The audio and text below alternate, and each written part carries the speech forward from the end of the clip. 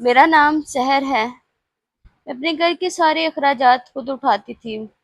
बहुत छोटी सी उम्र में मेरे सर पर सब जिम्मेदारियां पड़ गई थी, क्योंकि मेरे अब्बू एक एक्सीडेंट में मजदूर हो चुके थे। मेरी वालदा नहीं थी। हम बहुत छोटे थे जब हमारी वालदा फौत हो गई। हम दो बहनें थीं। मैंने मुश्किल से मैट्रिक पास किया, और मेरे अब्बू पहले दुकान चलाया करते थे। जब मजदूर हो गए तो उनसे बैठा नहीं जाता था। दुकान भी छूट गई, और मैंने बड़ी मुश्किल से मैट्रिक किया और फिर एक छोटे से प्राइवेट स्कूल में जॉब शुरू कर दी। मैं रोज ही, काफी दूर स्कूल था, पैदल चल कर जाती, सुनसान गलियों में से गुजर कर जाती। एक लड़का जो रोज ही मेरा रास्ता रोकता। मैं हर रोज देखती थी वो मेरे ही रास्ते में बैठा होता, कभी खड़ा कभी बैठा। और जब मैं वहां से गुजरती तो वो मेरे पीछे चलना शुरू कर देता।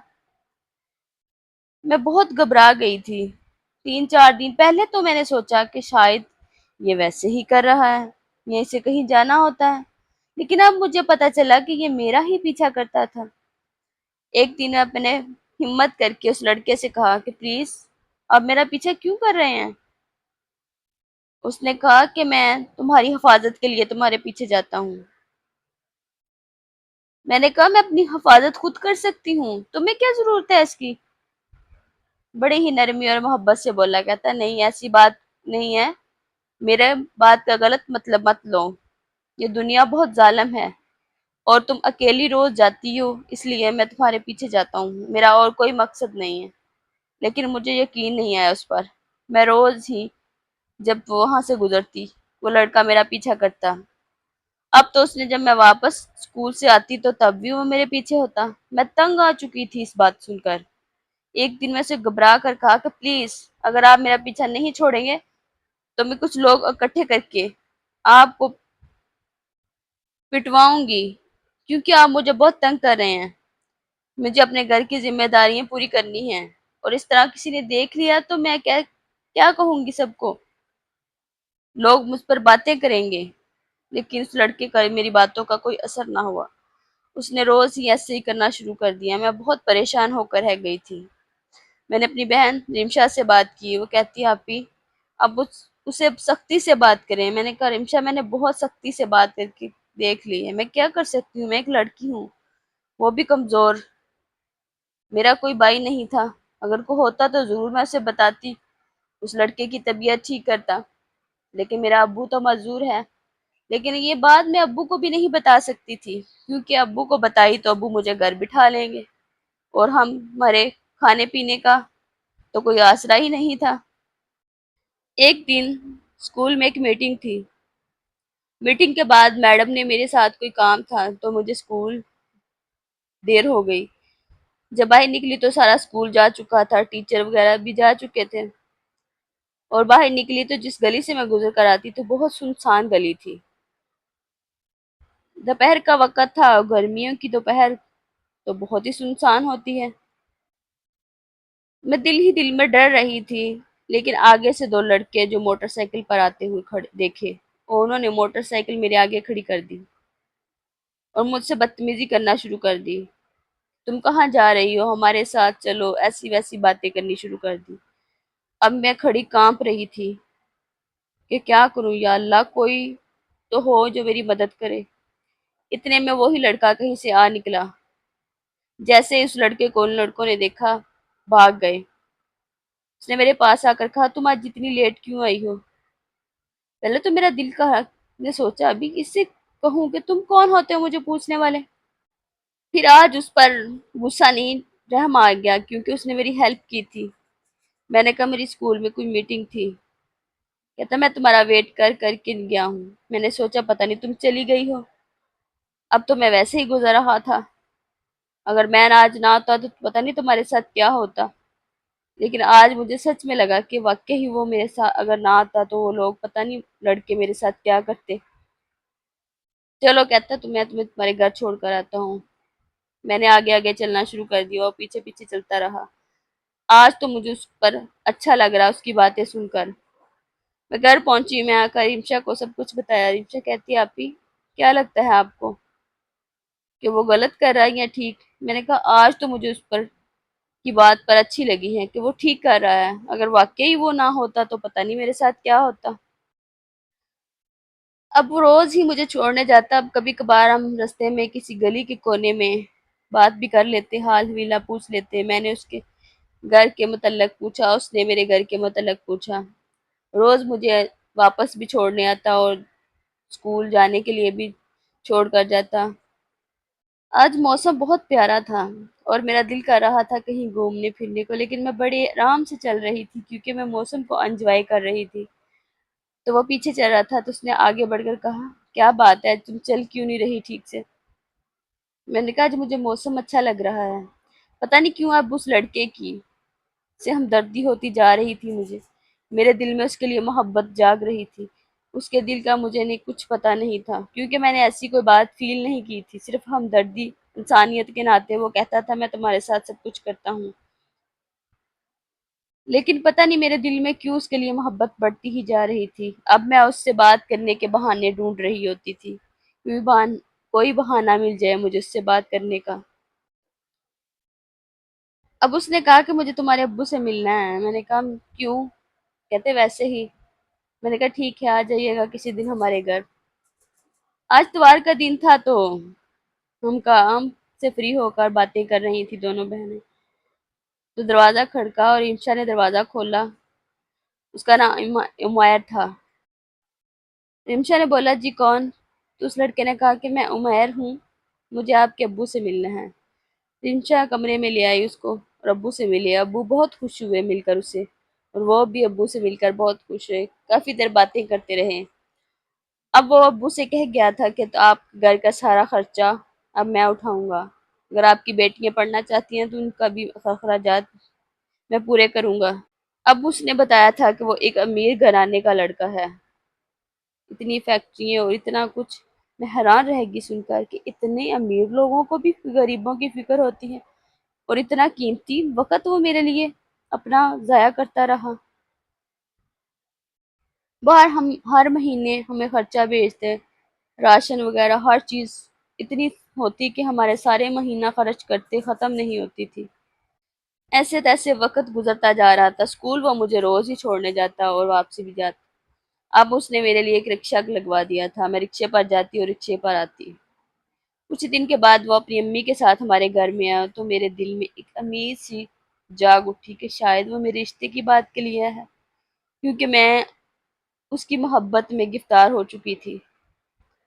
لیکن جب اس کی امی نے بتایا کہ ہم عمیر کی شادی کر رہے ہیں تو میں سوچنے لگی کہ عمیر، میں پھر بھی یہی سوچ رہی تھی کہ شاید میری لیے بات کریں گے، لیکن اس نے بتایا کہ عمیر کا رشتہ ڈیٹ فکس ہو چکی ہے اور میں آپ کو شادی کے لیے انوائٹ کرنے کے لیے آئی ہوں۔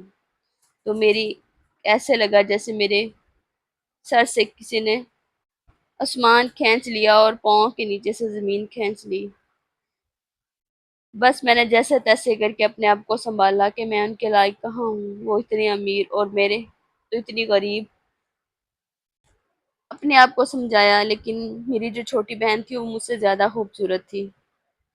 ہم شادی میں گئے، بہت مزہ آیا، ہم نے پہلی مرتبہ ایسی شادی دیکھی تھی، اتنے امیر لوگ تھے وہ، اتنی ڈشز تھی اور اتنے اچھے ہال تھا کہ میں تو بس دل ہی دل میں ایک افسردہ سی ہوئی بیٹھی تھی، اور امشا جو ہر چیز بہت اچھے سے انجوائے کر رہی تھی۔ آپ بھی یہ دیکھیں یہ کتنی اچھی چیز ہے، یہ دیکھیں یہ کیا ہے، لیکن میں تو اندر اندر میں کوس رہی تھی کیونکہ میری محبت کسی اور کی ہو رہی تھی۔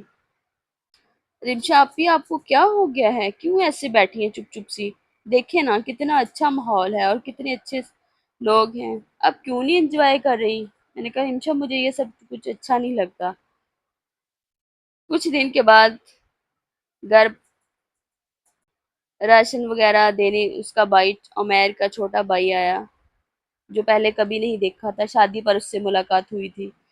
شاید اس نے رمشا کو دیکھا تھا اور رمشا اسے پسند آ گئی تھی۔ اب وہ ہر ہفتے مہینے بعد چکر لگاتا رہتا۔ مجھے اس کی بات یہ اچھی نہیں لگ رہی تھی کیونکہ وہ بلا وجہ ہی رمشا سے بیتکلف ہوتا اس سے باتیں کرنے کے لیے، ایسی ادھر ادھر کی باتیں۔ شاید میں خود ایک محبت میں گرفتار تھی، کیونکہ میں بھی بہانے ڈھونڈتی رہتی تھی اس سے باتیں کرنے کے، ایسے ہی وہ لڑکا کرتا تھا، تو میں اس کی فیلنگ کو سمجھ رہی تھی۔ میں نے رمشا سے کہا تم اس سے دور رہا کرو، لیکن رمشا بھی کچھ اٹیچ سی ہو رہی تھی۔ رمشا نے کہا آپی آپ کو کیا ہو گیا ہے، آپ ایسے کیوں کہتی ہیں؟ میں نے کہا میں تمہیں کہا ہے نا کہ تم اس سے دور رہا کرو۔ کچھ دن کے بعد اس کی امی پھر ہمارے گھر آئی اور کہا کہ مجھے نا آپ کی چھوٹی بیٹی بہت پسند ہے، میرا بیٹا اس سے پسند کرتا ہے، اس سے دل دے بیٹھا ہے، پلیز آپ مجھے اس بچی کا رشتہ دے دیں۔ لیکن میرے اندر جو آگ بڑک رہی تھی کہ میں تو بھی محبت کرتی تھی، میری محبت تو کوئی سمجھا نہیں، لیکن اب ان لوگوں کو سمجھ آ رہی ہے۔ ویسے اس میں قصور تو کسی کا بھی نہیں، کیونکہ میری محبت کا کسی کو پتہ ہی بھی نہیں تھا۔ اب میں پوری طرح سے کہہ رہی تھی کہ رمشا کی شادی وہاں نہیں کریں گے، لیکن ابو کہہ رہے تھے کہ اتنے اچھے لوگ ہیں، کھاتے پیتے ہیں، سب کچھ ہے، اتنی عزت سے مانگا ہے کریں گے۔ اب رمشا بھی بہت خوش تھی، کیونکہ رمشا نے سب کچھ دیکھا ہوا تھا، لیکن میری اندر جو آگ بڑک رہی تھی وہ یہ ہرگز نہیں چاہتی تھی کہ رمشا کی شادی ہو اس لڑکے کے ساتھ۔ میں نے اب رمشا سے بہانے بہانے جھگڑا شروع کر دیا۔ اب تو رمشا بھی اس لڑکے سے محبت کرنے لگی۔ اب رمشا کو پتہ چل چکا تھا کہ اب آپی میرے ساتھ ایسے ہی جھگڑا کرتی ہے، بہانے ڈھونڈتی ہے جھگڑے کے۔ میں نے سختی سے اسے کہا کہ اگر تمہاری شادی ہوگی تو اس گھر میں بالکل بھی نہیں کروں گی، اور بہت دنیا ہے۔ رمشا باجی آپ کو کیا ہے اس سے شادی کرنے سے؟ آپ کو کیوں ٹینشن ہوتی ہے میری شادی اگر وہاں ہو رہی ہے؟ میں کسی اچھے گھر میں چلی جاؤں گی تو میرے اندر ایک عجیب سا انتقام تھا بھی، کیونکہ قصور تو ان لوگوں کا کسی کا بھی نہیں تھا، پتہ نہیں مجھے کیا ہو چکا تھا، جیسے پاگلوں والی حرکتیں کر رہی تھی کہ اگر میری محبت نہیں ملی تو میں کسی کو بھی محبت کے قابل نہیں چھوڑوں گی۔ ایسے وقت گزرتا تھا، ہمارے گھر کا ماحول بہت خراب ہو چکا تھا، ہم ہر بات پر لڑتی، ایک دوسری کے ہاتھوں پائی ہونے تک ہو گئی۔ ہمارے ابو بہت پریشان تھے، کیونکہ وہ مزدور تھے، وہ نہ اٹھ سکتے تھے، میں نے اسکول جانا چھوڑ دیا۔ میں نے کہا خود کریں سب کچھ، میں کیوں کروں، میں سب کچھ آپ کو کھلاؤں پلاؤں جب میری بات ہی نہیں ہے آپ لوگوں نے ماننی۔ رمشا بھی ایک ضدی سی ہو چکی تھی کہ شادی کروں گی تو وہاں ہی۔ ابو جو بے بس ہو چکے تھے، ہمیں اپنے ابو کا خیال تک ہی نہ رہا کہ ہم لوگ کیا کر رہے ہیں۔ ابو بہت پریشان ہو گئے کہ میں کیا کروں، بہت لوگوں کو، محلے کی عورتوں کو بلایا اور کہا ان کو سمجھائیں، لیکن ہم لوگ سمجھنے کے نام ہی نہیں لے رہے تھے۔ ایک دن مجھے بہت غصہ آیا، ہم دونوں بہت جھگڑا کیا، میں نے کہا میں رمشا تمہیں جان سے مار دوں گی۔ رمشا نے کہا اگر آپ مجھے جان سے مار دیں گی تو میں بھی آپ کو مار دوں گی۔ میں نے کہا اگر میں پہلے مار دوں گی تم کیسے مار سکتی ہو مجھے، لیکن اس گھر میں تمہاری شادی نہیں ہونے دوں گی۔ برس کی امی پھر آ چکی تھی اور ابو نے رشتے کی ہاں کر دی اور ان سے کہا کہ جلدی سے شادی کر کے لے جائیں، نکاح کر لیں۔ میں جلدی ہی نکاح کرنا چاہتا ہوں۔ ابو نے 2 دن کے بعد نکاح کا کہا۔ ابو نے کہا کہ ہو سکتا ہے میں ٹھیک ہو جاؤں، لیکن میرا تو پاگل پن اور بھی تیز ہو چکا تھا۔ رمشا سو رہی تھی تو میں نے تیزاب کی بوتل پکڑی اور اس کے منہ پر ڈال دی۔ وہ چیختی چلاتی ہوئی اٹھ بیٹھی۔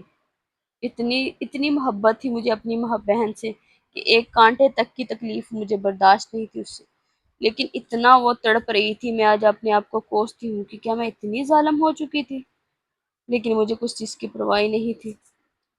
اس کا سارا منہ جل چکا تھا۔ میں نے کہا اسی خوبصورتی پر ناز ہے نا تمہیں؟ ابو بھی رو رہے اور چیخ رہے تھے کہ یہ تم نے کیا کیا، لیکن اس بیچاری کا منہ جل چکا تھا۔ پھر جب کچھ ٹائم گزرا، محلے والے اکٹھے ہو گئے، کسی نے ہاسپٹل لے گئے اور میں وہاں کھڑی پاگلوں کی طرح ہنستی رہی۔